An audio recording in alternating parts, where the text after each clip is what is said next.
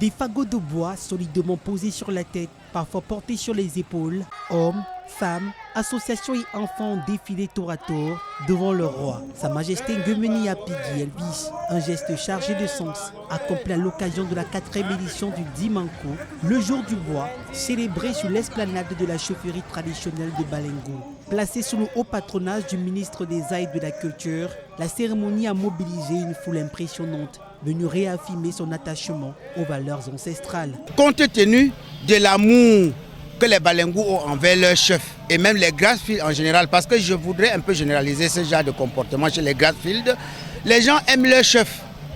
On ne va pas au chef par la contrainte, mais on va au chef par l'amour. Dans la tradition Grassfield, le chef incarne à la fois le pouvoir temporel et spirituel. Le bois devient alors un symbole d'entretien du roi et de consolidation du lien sacré entre le peuple et son souverain.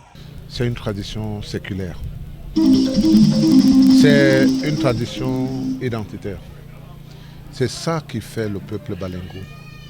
Et donc, le jour du bois chez nous, c'est quelque chose d'exceptionnel. Nous avons comme ça 2 ou 3 cérémonies. La deuxième, c'est celle du Kaolin, mais elle se fait tous les 5 ans. Le peuple balengo est uni aujourd'hui autour de son chef pour les festivités du bois. Le bois ici, c'est un symbole. Il peut être matière, mais il peut être aussi pécuniaire.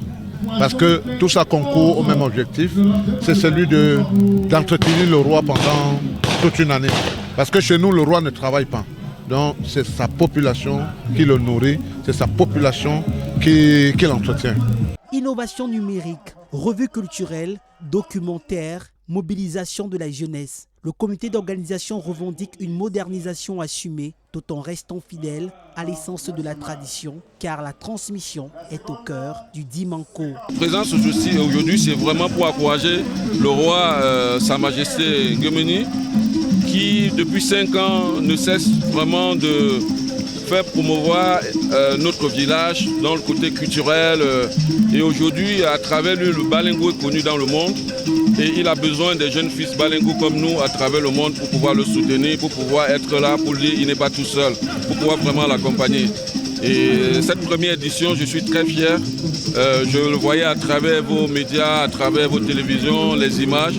Mais de vivre vraiment en présent, de vivre en direct, on a la chair de poule, quoi. Du village à la diaspora, le même attachement aux racines. À travers cette 4e édition, Balengo démontre que tradition et modernité peuvent avancer ensemble, comme l'arbre dont il célèbre la force. Le peuple Balengo reste solidement enraciné pour mieux se projeter vers l'avenir. Une célébration qui confirme l'attachement du peuple de Balengo à son patrimoine culturel et à son autorité traditionnelle, incarnée par Sa Majesté Ngumeni Apigi Elvis. Le Dimanko s'impose désormais comme un rendez-vous incontournable de la valorisation des traditions dans le Ndé.